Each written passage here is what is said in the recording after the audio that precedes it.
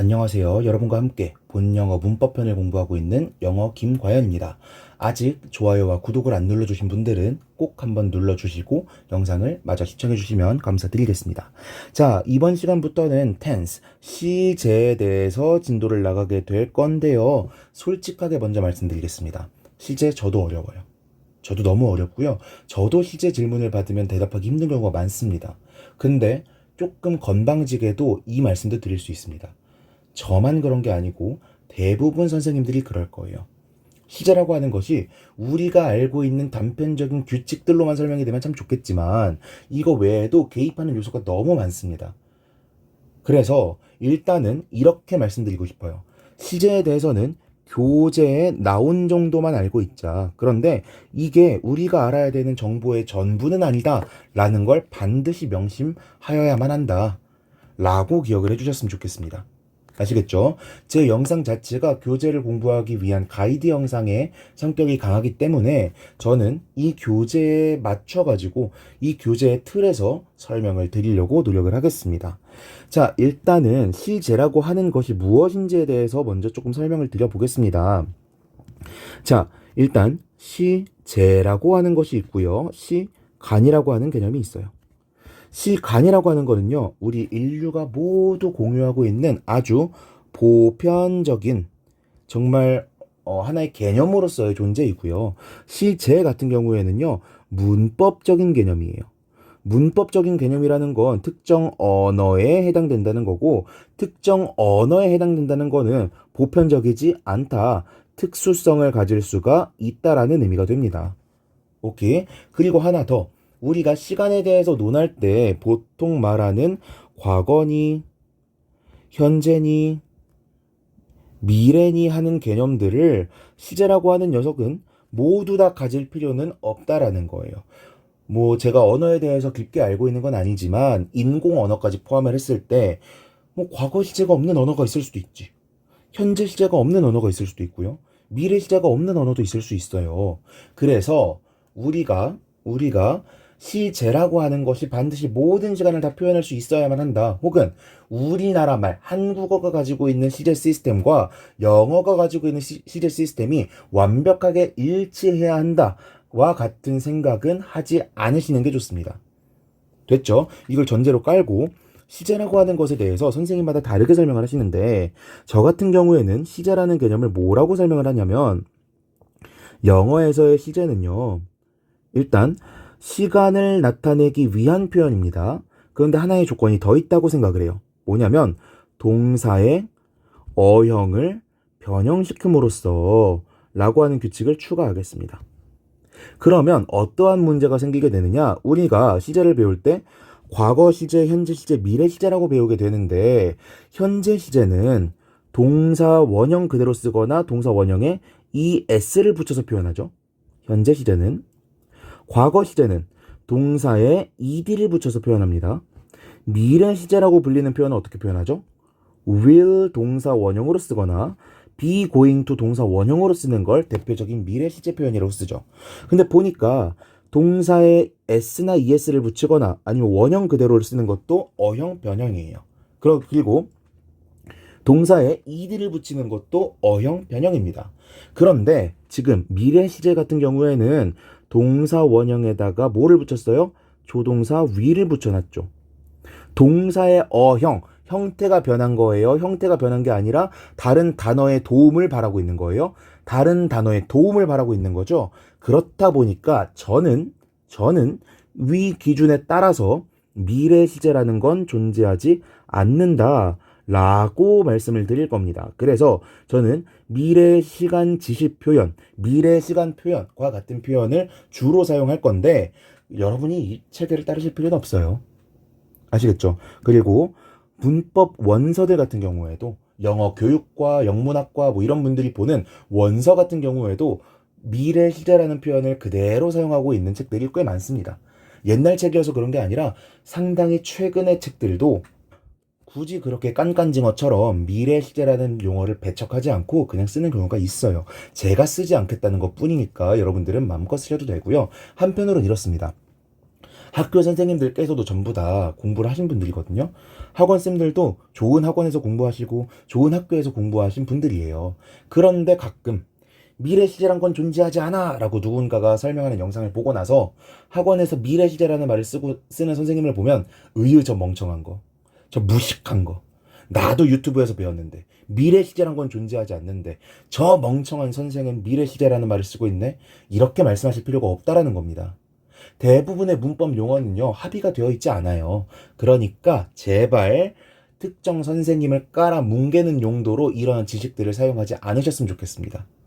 아시겠죠? 그래서 제가 다시 한번 강조를 드리는 건데, 동사의 어형, 변형이라고 하는 정의를 세워놨기 때문에 will 동사 원형을 미래 시제라고 보지 않겠다고 한 것뿐이지, 미래 시제라는 표현을 쓰는 문법 원서들도 충분히 존재한다라는 거 다시 한번 강조를 드립니다.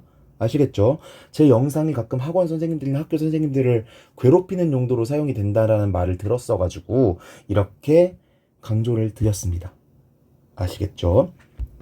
자, 그렇다면 우리가 시제에 대해서 접근할 때 우리가 알고 있으면 좋은 정보가 있습니다. 그게 뭐냐면, 우리가 말을 할 때 말을 하는 사람을 뭐라고 부르냐면 화자라고 부릅니다. 그리고 듣는 사람은 뭐예요? 청자죠. 그런데 우리가 시간에 대해서 말을 할 때는요, 화자를 중심으로 이야기할까요? 청자를 중심으로 이야기할까요? 당연히 화자를 중심으로 이야기할 겁니다. 심지어는 글을 쓸 때도 읽는 사람의 기준에서 시간 표현을 쓸까요? 쓰는 사람의 기준에서 시간 표현을 쓸까요? 쓰는 사람의 기준에서 쓰겠죠. 예를 들면 이런 겁니다. 제가 지금 3월 2일에 글을 쓸 건데 3월 7일에 밥을 먹을 거예요. 그러면 저는 책을 쓸 때 뭐라고 쓸 거예요? 나는 3월 7일에 밥을 먹을 것이다 라고 쓸 거예요. 근데 이 책을 3월 10일에 출판할 거야. 그럼 독자들은 3월 10일 이후에 읽겠죠? 근데 제가 만약에 나는 3월 7일에 밥을 먹었다라고 쓰게 되면 맥락이 완벽하게 달라지게 되잖아요. 그쵸? 의미 파악이 안 될 정도로 이상한 의미가 돼버린다고요. 다시 한번 강조드리지만 모든 시간 표현은 누구를 중심으로, 화자의 말하는 시점, 쓰는 시점을 기준으로 쓰여진다라는 걸 절대 망각하시면 안 됩니다. 아시겠죠? 자, 그렇다면 우리가 화자가 지금 말하고 있고 지금 쓰고 있는 그 시점을 뭐라고 부르냐? 현재라고 부르는 거예요. 그러면 제가 지금 이렇게 말을 하고 있는 도중에도 시간은 흐르고 있죠. 그럼에도 불구하고 제가 지금 조금 전에 말하고 있었던, 지금 지나가고 있는 지금 이 순간조차도 저는 웬만한 경우에는 현재라고 말할 겁니다. 왜? 저는 지금 지나간 이 시간과 제가 지금 말하고 있는 지금 이 순간의 시간 간격이 별로 없다고 보고 있으니까요. 별로 그 시간과의 간격을 강조하는 게 중요하지 않으니까요. 제가 지금도 지금 말하고 있는 이 순간에도 시간이 흘러가고 있다라고 말하면서 조금 전에 대해서 말할 때는 시간이 흘렀다, 과거다라고 말씀을 드리고 있지만, 그럼에도 불구하고 일상적으로 말할 때는 조금 전의 시간이나 조금 나중의 시간이나 전부 다 현재예요. 그쵸? 이 말을 왜 드리는 거냐? 시간의 간격, 시간의 멀어진 정도를 화자가 어떻게 느끼냐에 따라서 시제를 다르게 쓴다라는 겁니다. 무슨 뜻이냐? 5초 전, 10초 전, 1년 전, 100만 년 전. 자, 이렇게 시간은 점점 과거로 가 있을 겁니다. 그런데 제가 시간의 간격을 굳이 생각하지 않고 그냥 지금 그렇다라고 말을 할 수도 있잖아요. 제가 이 영상을 30분 넘게 찍겠죠? 그럼 이 30분 내내는 제가 지금도 설명드렸지만 이란 말을 표현하면서 설명을 드릴 수가 있잖아요. 그쵸? 근데 제가 아까 전에 설명한 거, 어제 설명한 거, 전 회차에 설명한 거, 이런 것이 우리 이전에도 배웠다라는 설명을 하고 싶을 땐 또 과거 시제를 쓸 거란 말이야. 무슨 뜻이에요? 화자가 말하고자 하는 내용이 시간 간격을 강조하고 싶어. 그럼 과거라고 말할 거고, 시간 간격을 말하고 싶지 않아. 그럼 그냥 현재 시제를 쓸 거라고요. 이거를 우리는 반드시 기억하고 있어야 됩니다. 뭐를? 시간 간격, 얼마나 떨어져 있는지, remoteness를 기준으로 우리는 시제 표현을 사용할 거라는 거예요.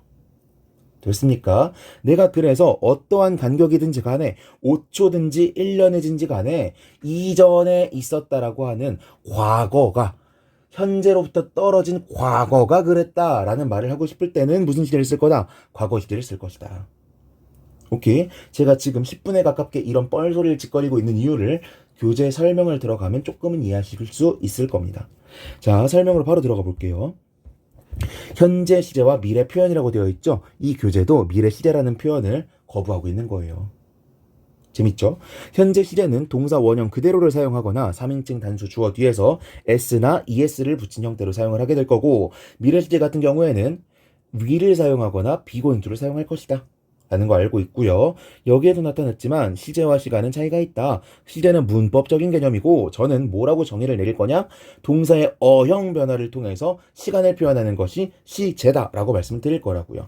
현재 시제나 과거 시제 같은 경우에는 s, es, 동사 원형, ed 이런 장치들을 통해서 시간을 표현하기 때문에 과거 시제, 현재 시제, 시제라는 이름을 붙이는 건데, 미래 같은 경우에는 be going to를 붙이거나 will을 붙이는 등의 별도의 단어를 추가하고 있기 때문에 어형 변화가 아니고, 그래서 미래 시제라고 부르지 않겠다. 나는 그러지 않겠다. 저는 그러지 않겠다. 김과연은 그러지 않겠다. 라고 설명을 드린 겁니다. 됐죠? 자, 보겠습니다. 제가 어울리지 않게 이렇게 그림으로 표현을 해놨는데요. 현재 시제라고 하는 거는 항상 말하는 사람, 쓰는 사람, 그냥 화자라고 할게요. 화자가 말하고 쓰고 있는 기준점이 됩니다. 오케이? 그리고 이 화자는 모든 언어 표현의 기준점이 될 거고요. 그래서 이 화자가 이전으로부터 현재가 떨어져 있다, 저 먼 과거에 대해서 얘기하고 있다라는 생각이 들면 과거 시제를 쓸 거고요. 미래로부터, 앞날로부터 떨어져 있다, 그럼 미래 시제를 쓸 건데, 만약에 거리가 어찌됐든지 간에 지금도 그래 라는 말을 붙일 수 있을 만한 상황이면 현재 시제를 그대로 쓸 거라는 거예요. 이게 무슨 뜻이냐 한번 봅시다. 현재 시제라고 하는 거는 습관이나 반복적 행동, 어제도 그랬고 그저께도 그랬고 지금도 그랬고 내일도 그럴 것이고 내일 모레도 그럴 것, 이런 것들은 아무튼 시간 간격이 중요한 게 아니잖아요. 그냥 하고 있다는 게 중요한 거고 지금도 하고 있다는 게 중요한 거잖아. 이럴 때는 그냥 현재 시제를 쓴다는 겁니다. I played, play and will play badminton 이렇게 쓰지 않고 그냥 시간 간격이 중요한 게 아니니까 그냥 play를 쓸 거라고요. 어렵지 않으시죠? 진리나 격언 같은 경우에도 The earth moves around the sun. 지구는 태양의 주변을 돈다. 어제도 돌았을 거고요. 그 전에도 돌았을 거고 내일도 돌 거예요. 지금도 돌고 있어요. 이런 것들은 현재 시제를 그대로 사용한다라는 거고, 일반적인 사실도 마찬가지예요. Do you live in Daejeon? My cousin lives there. 지금 살고 있는지, 그리고 지금 살고 둘 다 살고 있다잖아. 지금 살고 있는지에 대한 게 초점이니까 그냥 현재 시제를 썼다는 겁니다. 물론 10년 전엔 안 살았겠지. 100만 년 뒤에는 죽어가지고 못 살고 있겠지만 아무튼 내가 지금 말하고 하는 건 그런 구체적인 언제 시점, 지금으로부터 과거 몇만 년 전에 살았었는지 아닌지가 아니라 그냥 살고 있니 아니니를 묻고 있는 거기 때문에 그냥 현재 시제를 쓴다는 거예요. 이해됩니까? 사건이나 행동과 시간적인 거리감을 느끼고 있지 않다면 그냥 쓸 수 있다고요. 이해됐죠? 자, 그래서 아래에서 이렇게 표현하고 있는 겁니다. 현재를 중심으로 시간 영역이 아무튼 이렇게 덮고 있다는 느낌이 들면 그냥 현재 시제를 쓰는 거예요. 됐죠? 그런데 현재 시제, 문법적인 시스템인 시제가 미래 시간을 나타내는 경우도 있으니 이것도 언제겠어요? 미래와의 간격이 별로 없다고 느낄 때가 되겠죠. 2번부터 보겠습니다. 시간표. The flight leaves Seoul at 10 a.m. 이렇게 돼 있잖아. 그 비행편은요, 떠날 거예요. 서울을 10시에. 지금은 10시 이전이야. 근데 이미 확정이 되어 있어서 내가 이걸 바꿀 수도 없어. 무조건 일어나는 일이야. 곧 일어날 거고. 이렇게 시간에 대한 스케줄 같은 표현이 나올 때에는 굳이 미래 시제를 쓰지 않고, 미래 시간 표현을 쓰지 않고 현재 시제를 통해서 미래 시간을 나타낸다는 겁니다. 그림으로 이렇게 표현하고 있죠. 현재와 미래가 별로 안 떨어져 있어. 너무 떨어져 있지 않고 딱 달라붙어 있기 때문에 바로 일어날 일이기 때문에 어차피 화자가 바꿀 수도 없어. 이런 경우에는 굳이 미래 시간 표현, 미래 시제를 쓰지 않을 거라는 거예요.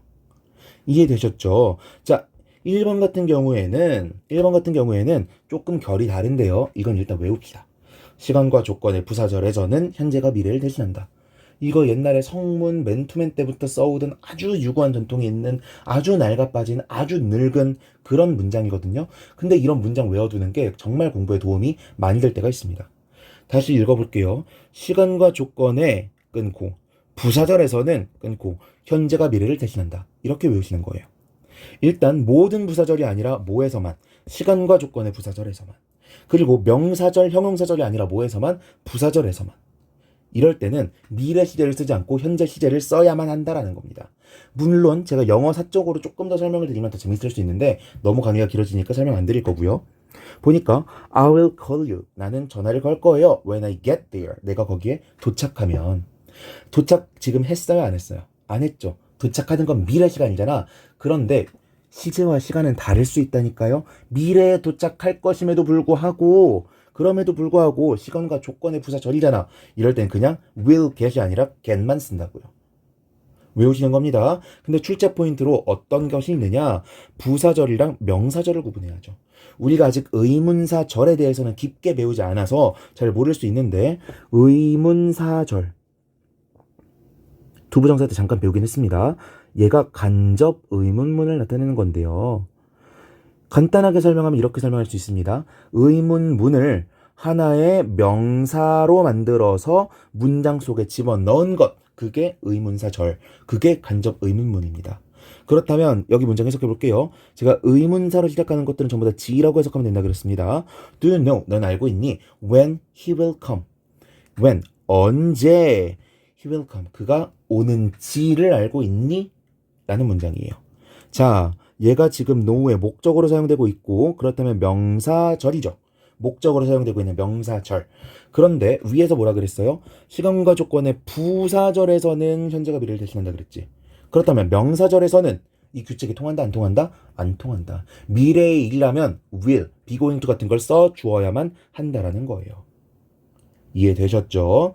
아래에 나와 있는 설명 조금 더 읽어보면요. 시간표와 계획. 미래일인데 아주 가까운 미래에 확정된 미래 같은 경우에는 현재 시제를 쓴다. 그런데 보통 동사가 왕래 발작 동사라고 부르는 가고 오고 떠나고 도착하고 이러한 의미를 가진 동사들과 주로 사용하게 되고요. 시작이나 종료를 나타내는 begin이나 end 같은 동사에도 사용이 된다. 아무튼지 간에 여기서 포인트는 뭐예요? 너무 가까운 미래고 너무 확정된 미래고 너무 통제 불가능한 미래 이런 것의 경우에는 시간 간격이 없다라고 보기 때문에 현재 시제를 그대로 사용한다는 거예요. 됐죠?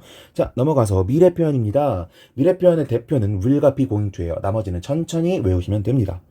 아시겠죠?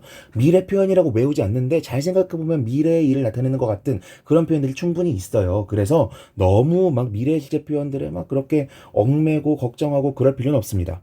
아시겠죠? 일단 will과 be going to의 의미를 구분하는 거 중학교 문법 교재에서는 충분히 나오지만 고등학교 때부터는 다루지 않습니다.